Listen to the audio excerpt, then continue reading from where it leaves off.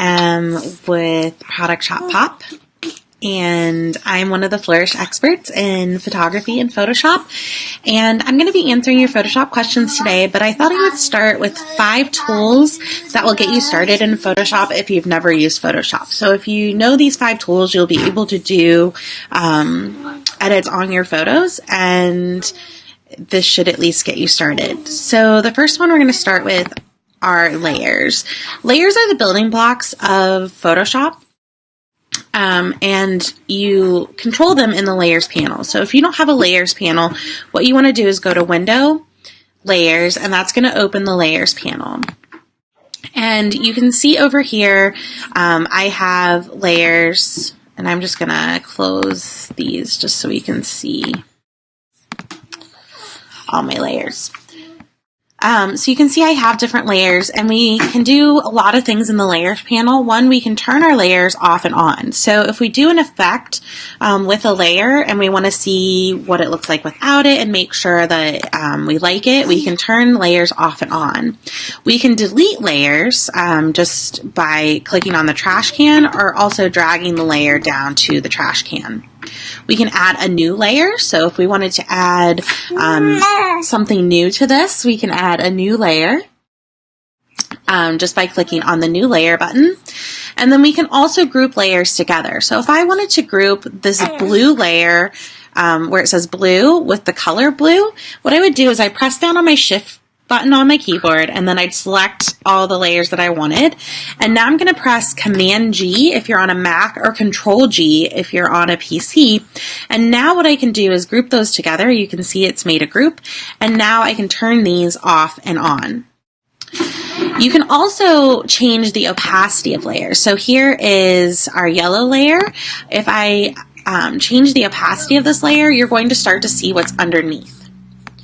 And so the way that the layers work is whatever is on top is what is showing, and if you want to reveal anything that's under the layer, then you would need to reduce the opacity of that layer. So you can see here, as I'm reducing the opacity, my red layer is showing through underneath. Now, if I wanted to reduce the opacity of both this yellow text layer and this, I can group these together like we did with the blue. So I'm going to group these together. And now what I can do is I can lower the opacity of both layers together. And you can see when I go down to 0, both of those layers are gone. So that is the basics of your layers panel and what you can do with that. The next thing I'm going to show you are layer masks. And a layer mask can be added by pressing this rectangle button that has a circle in it.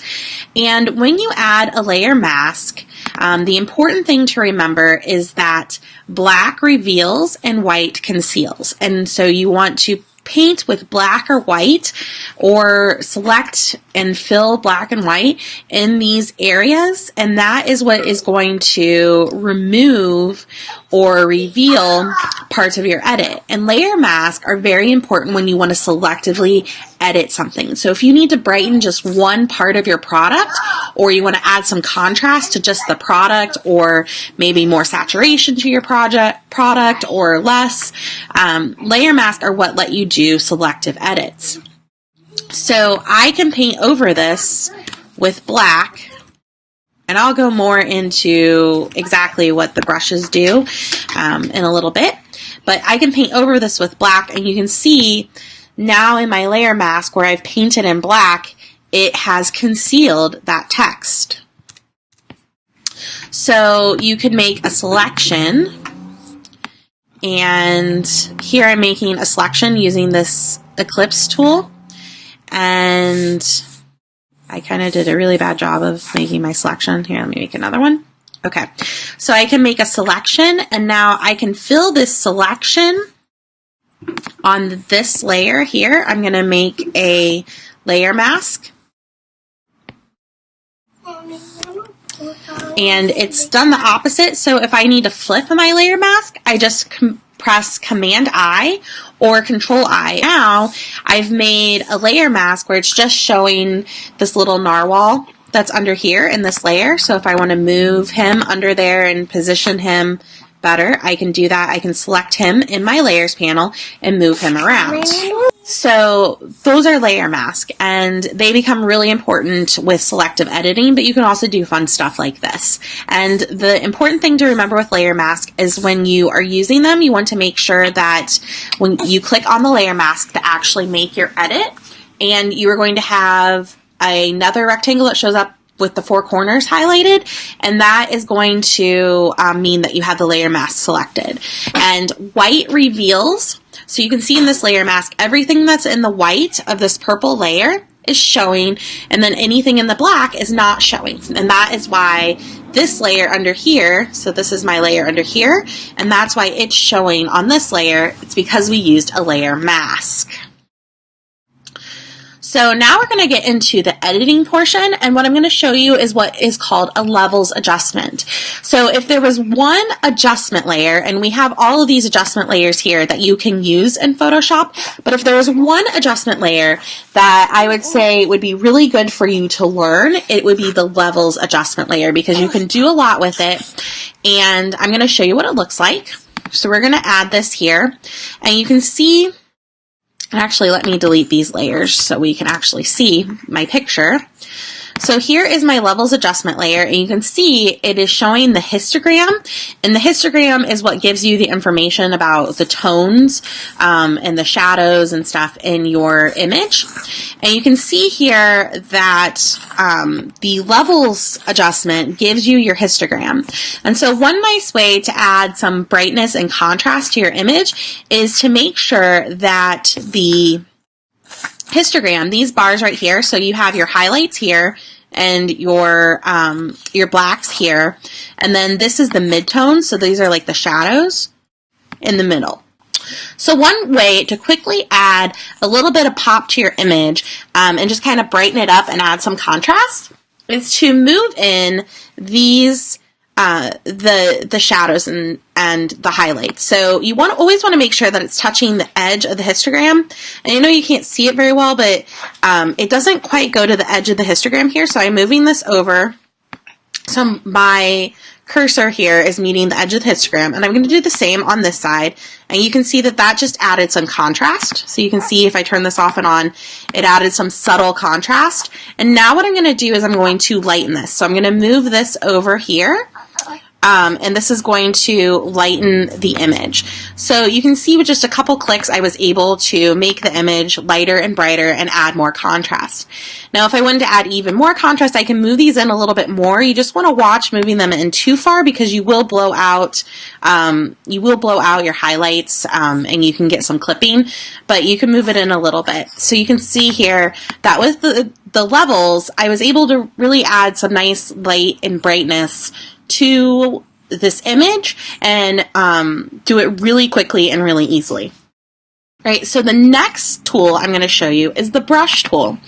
And this is where we get into the selective editing. So we're going to use the brush tool in combination with our layer mask and our levels adjustment layer, and we're going to do some selective editing on this image here.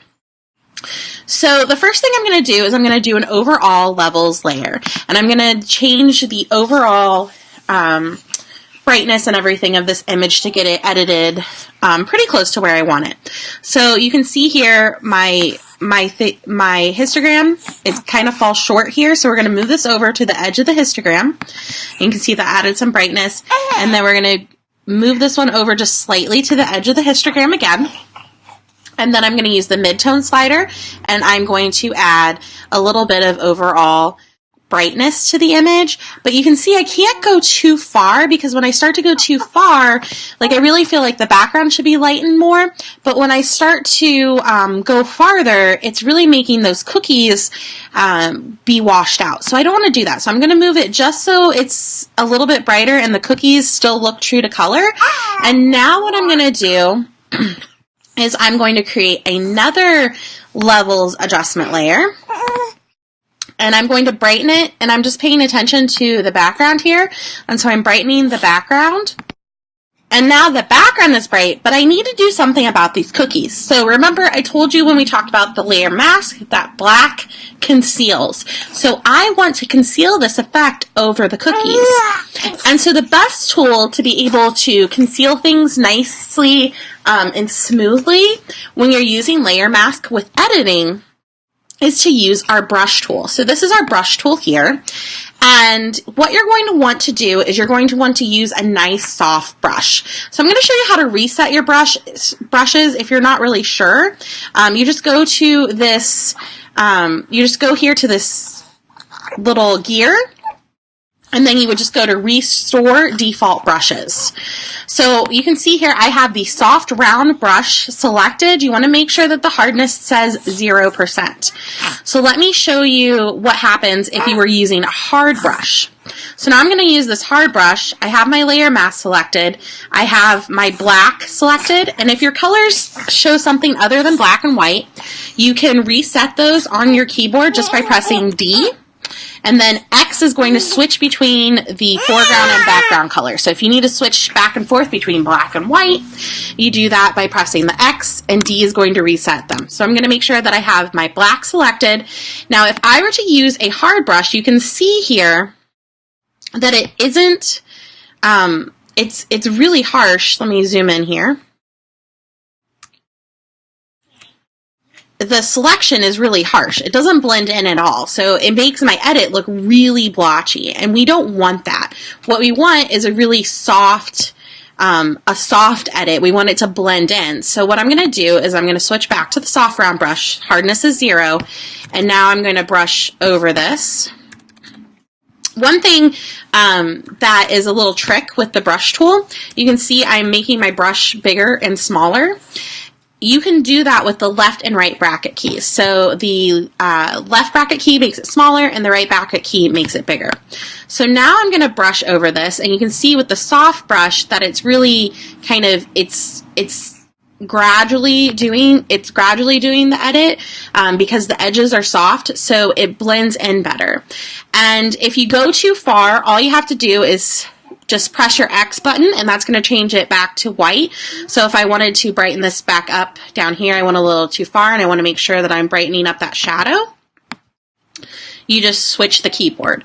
Now, another thing you can do with your brush tool is you can lower the opacity. And I'm actually just going to add let me add a solid color because this is kind of hard to see on this.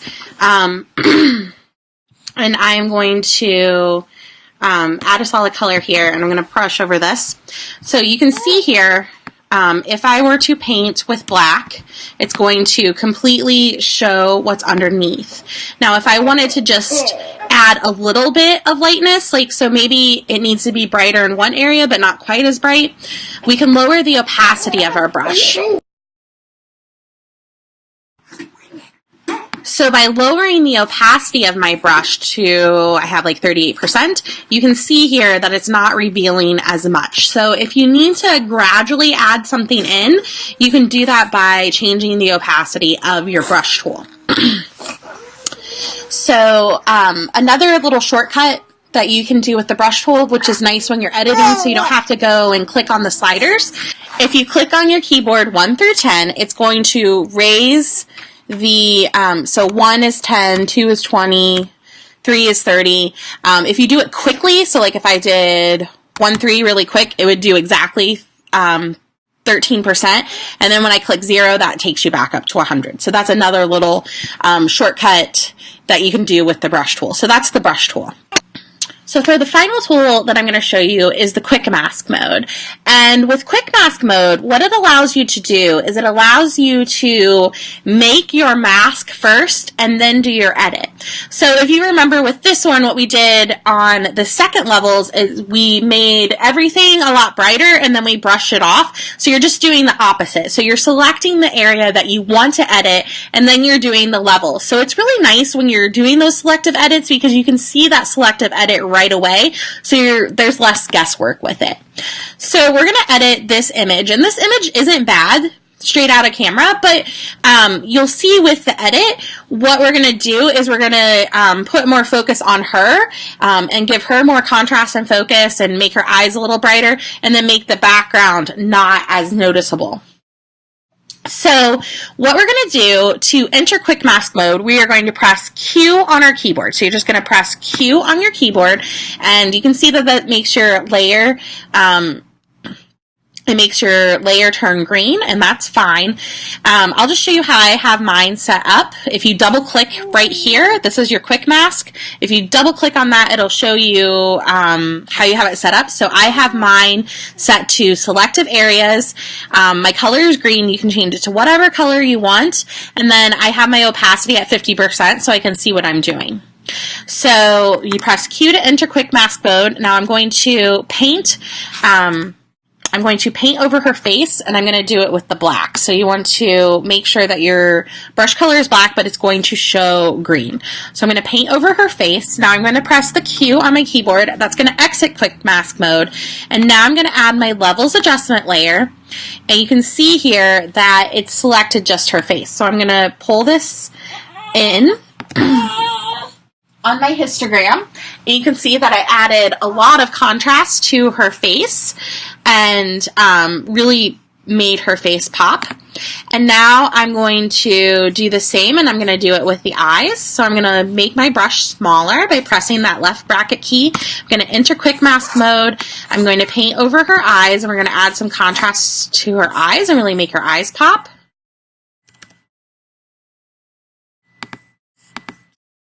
So we're going to press Q, exit quick mask mode. We're going to add another levels adjustment layer.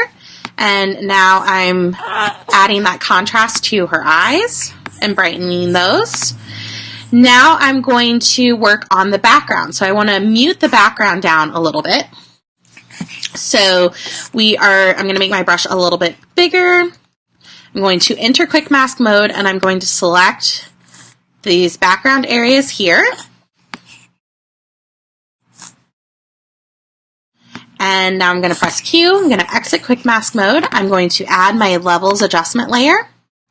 And I'm just going to add some brightness with the midtones, which is just going to mute those colors in the back. And then I'm going to select her again, but I'm going to select her whole body. So I'm going to add the quick mask mode. I'm going to select all of her.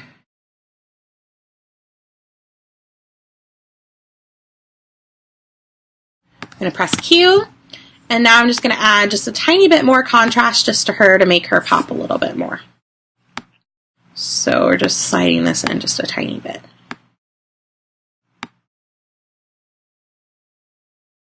All right. And so that is my edit. So I'm just going to show you what this looks like. So I'm going to group these all together. And so here is the before and here's the after. And you can see that just by doing those few selective edits that we really put the focus in on her, and our focal point really goes to her face. And you could do the same thing with your product. So if you wanted to kind of mute your background or lighten your background or whatever you need to do and put more contrast and focus on your product, you can do that using all of the tools that I taught you. So that kind of rolls everything together, and those are really, really basics on how to use those tools. I do offer a Photoshop Basics course. It is super bite-sized lessons. They're all around 10 minutes, so it allows you to fit them into your busy schedule, and it's a really great course, and I have it on sale for 50% off during photography month. So it's a great time to take advantage of joining that course, especially if you're trying to learn Photoshop. And I teach you all the different tools and different types of adjustment layers, different things that you can do with them, and even show you how to make graphics. So you can start making sales graphics, because there's so much you can do with Photoshop, and you can do it all. You don't need, 18,000 different subscriptions and 3,000 different apps to do simple things. You can do it all in Photoshop.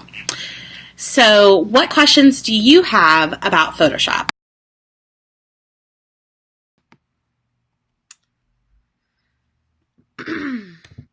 All right, so going through the comments, Carrie asked about actions in Photoshop. So I can kind of show you how actions work and what they are and kind of explain that to you. And then if you have any more questions, go ahead and post them in the comments and I'll go through and answer your questions. So in Photoshop, for those of you who don't know, an action is like a script. It's a recorded edit. So you can play an action on any type of image, and it's like a recorded edit. So you can find actions online for free. There are a lot of people who make them. I have my own actions. One thing that's unique about my actions, well, pretty unique, I don't really think there are a lot of people who focus specifically on actions for product photography. So let's just go to one of the let's go back to those cookies. So you can see here there are different actions here, and I'll just that do different things. And these are my actions here, the Product Shop Pop actions. And you can do things like brighten midtone. So if I play this, it's going to make the image brighter without you having to know how to go about doing that and what what steps you would need to take. It just automatically does it for you.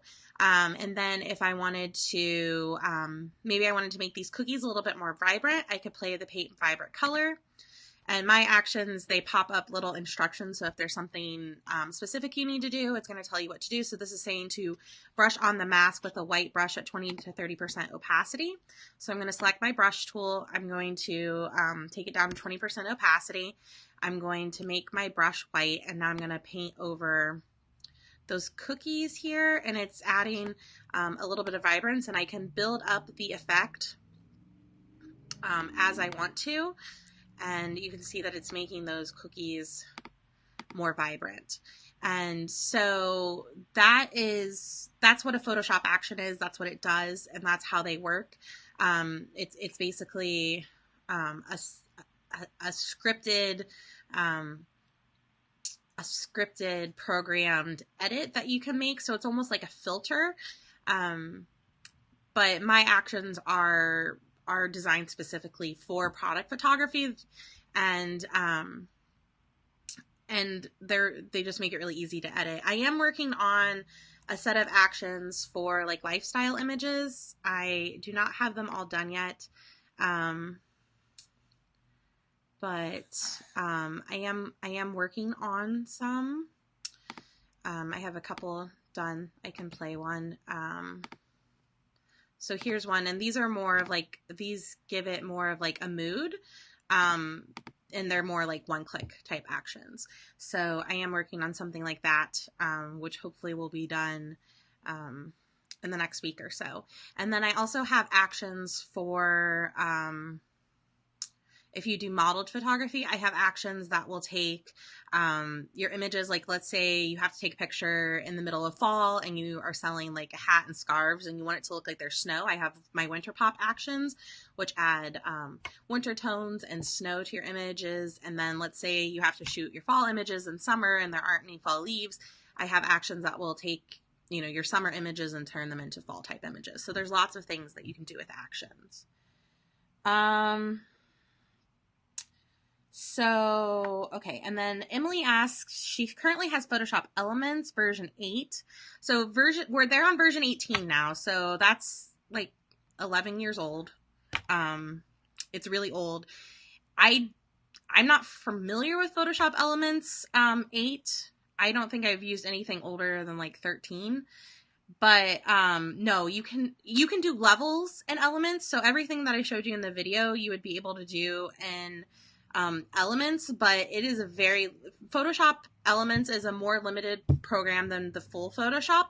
And Photoshop Elements 8, I think back then they didn't even I want to say they have levels, but again, I'm not like super familiar with it. There's like a thing called expert mode. And so if you can get into expert mode in your Elements, then you may be able to do levels and everything I showed you. I don't want to tell you you can, because I have no idea. But I mean, if Elements is where you want to stay, it's like a $70 program. Just like go buy the newest version of Elements. Although I don't recommend that. I mean, Elements is great. Elements is designed for people who just take like passive images, and you're just like, you're taking snapshots, and you may need to like brighten them and do a few things with them and stuff. And that's really what Elements is good for. And yes, you can do some of the more advanced things. Like they do have some of the more advanced Photoshop tools, but it's not meant as a commercial program. And if you were doing product photography, that is a commercial application for your photography. And so I really feel strongly that if you're using Photoshop for product photography, and I do think that Photoshop and Lightroom are what you need to be using for product photography, I really feel strongly that you should buy the subscription for Adobe. And I know people get all upset about subscriptions, but you guys pay for subscriptions for like everything. I know some people who have like a subscription for PicMonkey, and they have a subscription for Canva, and they have a subscription for, you know, various other programs. And you could actually save money if you could like save money, buy a Photoshop course, and like still buy a Photoshop course, or buy some Photoshop actions, and actually save money and be able to do everything in Photoshop with the $10 a month subscription. So I'll get off my soapbox now, but I really feel strongly that Photoshop is where it's at. And yeah, it is a monthly subscription, but it's $10 a month. Now that's in the United States. Now, if you're in Canada or the UK or something, it may be a little bit different, but I think I think even, I think in Europe, it's still like 10 euros a month. And that's even with VAT or whatever. And that includes the full version of Photoshop and the full version of Lightroom. And so that would definitely be my recommendation. Okay, let me go back up here. Okay. I thought somebody asked something about, okay. So Carrie asked what hotkey I was using to get the adjustment for each layer. And Carrie, I don't know if you're still on, but I don't actually know what you mean by that. I don't know if you mean like what is like when I add a levels layer, your properties should just pop up when you add it. And that's where you're doing the adjustment, is in the properties. But if you don't see that, you just go to a Windows properties, but I'm not actually doing a keyboard shortcut. All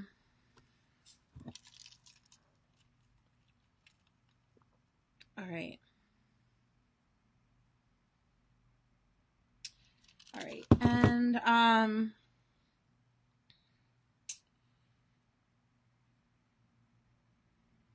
all right. I'm not seeing any other questions. I'll hang out for a couple more minutes and see if you guys have any other questions. And, if there's anything else I can show you, I'm here, I'm in Photoshop, I'm live, I'm happy to show you, how anything works.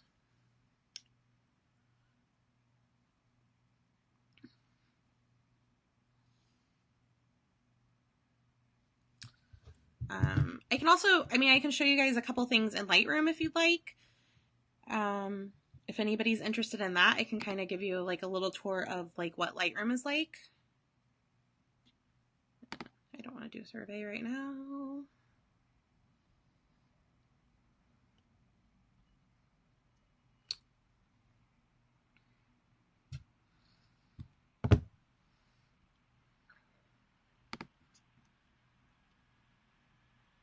Okay, so here's another question. Emily asked, for modeled photography, she makes kids' clothes. Do I use all of these same actions? Yes, for modeled photography, you can use them. They work the same way. So I can actually, let me open a modeled photo for you.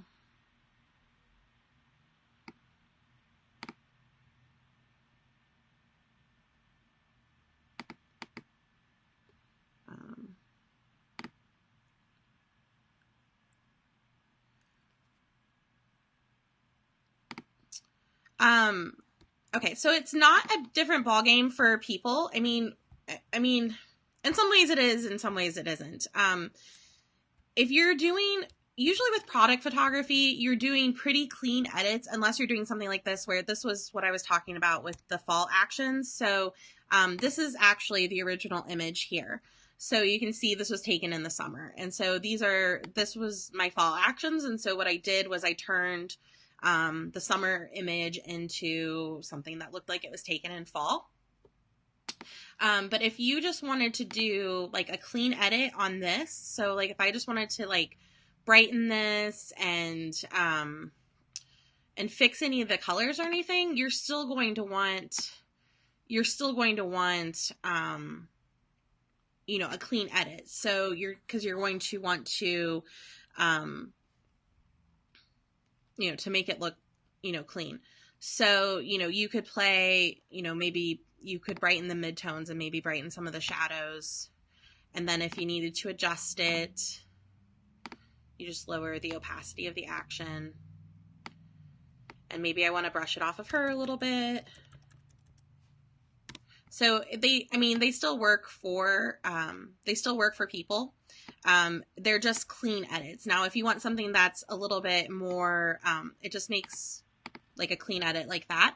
If you want something that is a little bit more like stylistic, that's where like the autumn pop and the winter pop come in. And then also this is the new set I'm working on, and so these are more like one-click actions where they add they're kind of like softer type edits.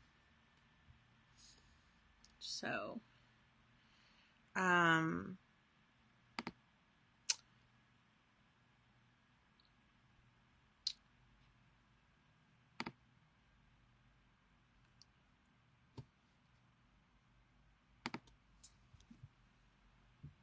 right. Does anybody else have any questions, or do you want me to show you a little bit of Lightroom? Is there anything else you want me to show you or explain to you?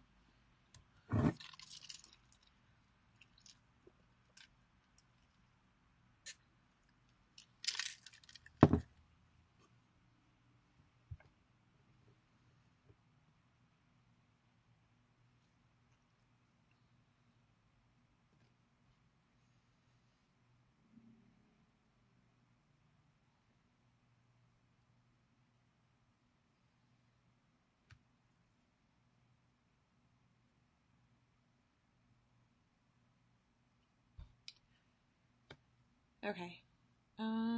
Okay. I'll hop into Lightroom real quick.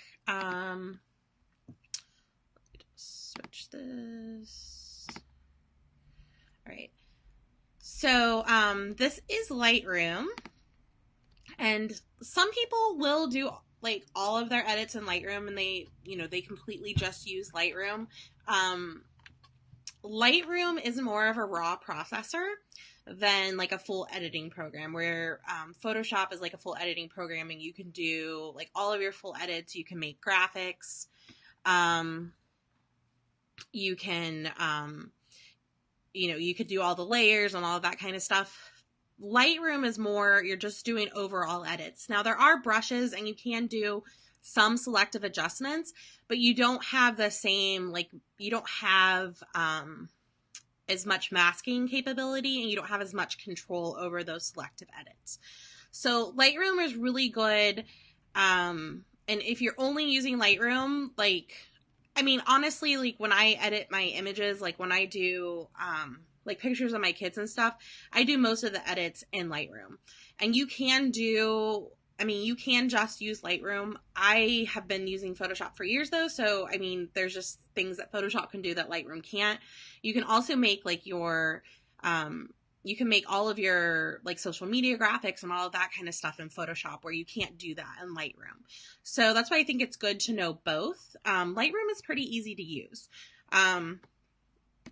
You have in Lightroom, you have your library.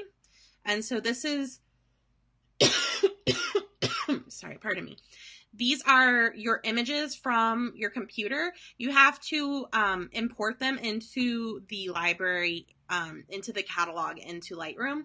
So it won't just show you the pictures that are on your computer automatically. You have to actually sync them up with Lightroom. And that's probably, that is probably the most confusing thing about Lightroom. There is also a program called Adobe Camera Raw. And so if you are just opening up a raw image in Photoshop, it's automatically going to open in Adobe Camera Raw. And that is basically what the develop module is in Lightroom. So if you're somebody who has used Adobe Camera Raw for years and maybe you're thinking like, oh, should I be using Lightroom? You absolutely positively do not need to use Lightroom. But if you're somebody who is, new to the game, there's really no harm in just, using Lightroom. So in Lightroom, you do your overall edits. So, you can boost exposure, you can fix white balance, you can, fix, highlights and shadows. So you can just do like overall edits. And that's all here. So like your exposure, your contrast, but when you're doing those edits, it's applying it to the entire image. So it's not, like there isn't the masking. So I can't mask any of those edits that I just made off of any part of this image. If I want to do that, if I want to make it more selective, you can go to the adjustment brushes and you can, so with the adjustment brush, so let's say you wanted to get rid of some of the shadowy part, like right here where it's a little shadowier, you can add a brush and then adjust it how you want it. So like I just want to brush off the shadows. So I'm going to brighten the shadows, and now I'm going to brush that off of here. So you can do like a selective edit, and you can show the mask. You can delete it, but it's not as nice as Photoshop. And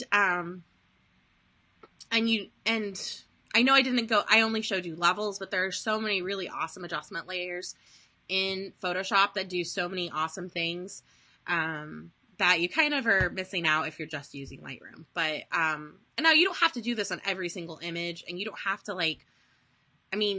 if your photography is good, you shouldn't be having to do like a ton of edits on your images. But when you have to do, when you have to fix something, Photoshop and selectively, Photoshop typically does a better job. But so those are the brushes. And if you and so where Photoshop has actions, Lightroom has presets, and then you can also have custom brushes. So you select your brushes here. So there are some that are built in. So there's temp, exposure, contrast, highlight, shadows, dehaze. Those are the built-in brushes. And then down here you can see these are my brushes that I sell. So so like here is a like here's my reduced shadow brush. So I could add that brush and reduce the shadows. Let me turn the mask overlay off. So that's Lightroom. And then Lightroom also has presets. So you can, and the nice thing with Lightroom is you can batch edit images. So I'll just show you real quick here. So I'm going to edit all of these images. So these are all taken with the same camera settings. And I'll just show you how you batch edit these. So I'm going to use my workflow presets. So I'm going to do the picture perfect base. I'm going to brighten it. I'm going to zoom in. I'm going to slightly reduce the noise, and I'm going to sharpen the image. And when I have the image the way I want it, now what I can do is I can select all these images. So I'm going to press Command A, and I'm going to go to sync, and I'm going to select, I'm just going to check all of these for simplicity. And now I can click synchronize. And now it's going to take those changes and it's going to sync them over all of the other images. And so it's essentially doing all of those base edits to all of the images. So that's what is really nice with Lightroom. So what you would do is you would do all of your base edits in Lightroom, sync them over all of your images, and then anything that you need to do anything additional to, you could open it up in Photoshop. So for example, if I wanted to expand the background of this one, fix it or whatever, I can open this up in Photoshop and I can do any advanced edits that I needed to do. So that's kind of a little bit of Lightroom and how it's different. And I have some different tutorials for Lightroom. I can on the Mighty Network site, like how to white balance in Lightroom, and I have some more on like how to batch edit and sync your edits and all of that. So let's see. Does anybody else have any other questions?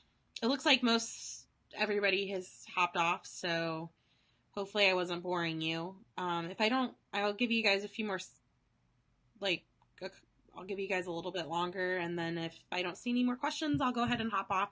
But if you have questions or you watch this later, you can go ahead and ask in the comments, and I will, I'll try to answer them. It's a little hard to sometimes answer Photoshop questions or Lightroom questions without showing you how to do something, which is why I wanted to do the live, do the Q&A live so I could show you as you have questions, but it looks like people don't have that many questions, so.